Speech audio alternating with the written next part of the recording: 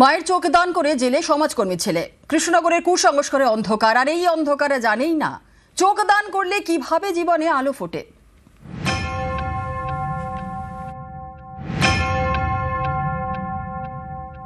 আমি ছোটবেলা থেকে দেখতে পেতাম না এবং আমার চিকিৎসা চলছিল। আমি কয়েক বছর আগে মেডিকেল কলেজে যোগাযোগ করি এবং কোনো একটি স্বেচ্ছাসেবী সংগঠনের মাধ্যমে তারা আমার কাছে যোগাযোগ করে এবং আমার চোখের কর্নিয়ার গ্রাফটিং করানোর জন্য বলে এবং আমি কর্নিয়া পাই। আমি মনে করব যে কর্নিয়া দান করা খুবই একটা মহৎ কাজ এবং আমার মতো যারা আছেন তারা প্রত্যেকে আবার নতুন করে দৃষ্টিশক্তি ফিরে পান। চোখের আলোয় দেখা, চোখ ফোটে জীবনে আলো ফোটে। চোখ না থাকলে সামনে সবকিছু অন্ধকার। যেমনটা ছিল এই ব্যক্তির, একসময় ছিলেন দৃষ্টিহীন, এখন দু চোখ ভরে দেখেন। কারণ কেউ একজন চোখ দান করেছিলেন, সেই কর্নিয়া তিনি পেয়েছেন। অন্যের চোখ তার চোখ খুলে দিয়েছে, তার জীবন পাল্টে দিয়েছে। অন্ধকার জীবনে ফুটেছে আলো। এই ব্যক্তি হয়তো সবচেয়ে ভালো বোঝেন চোখ দান কতটা মহৎ কাজ।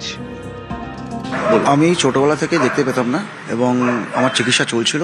আমি কয়েক বছর আগে মেডিকেল কলেজে যোগাযোগ করি এবং কোনো একটি স্বেচ্ছাসেবী সংগঠনের মাধ্যমে তারা আমার কাছে যোগাযোগ করে এবং আমার চোখের কর্নিয়ার গ্রাফটিং করানোর জন্য বলে এবং আমি কর্নিয়া পাই।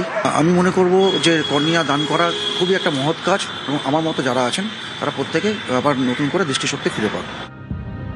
কেউ চোখ দান না করলে অন্য কেউ তা পাবেন কিভাবে? কর্নিয়া তো আর তৈরি করা যায় না।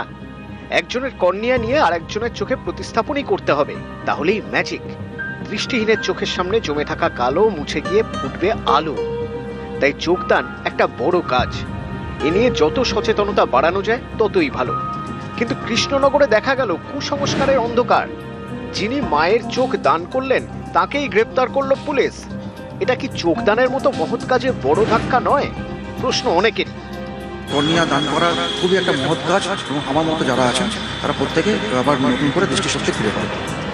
নিউজ 18 বাংলা।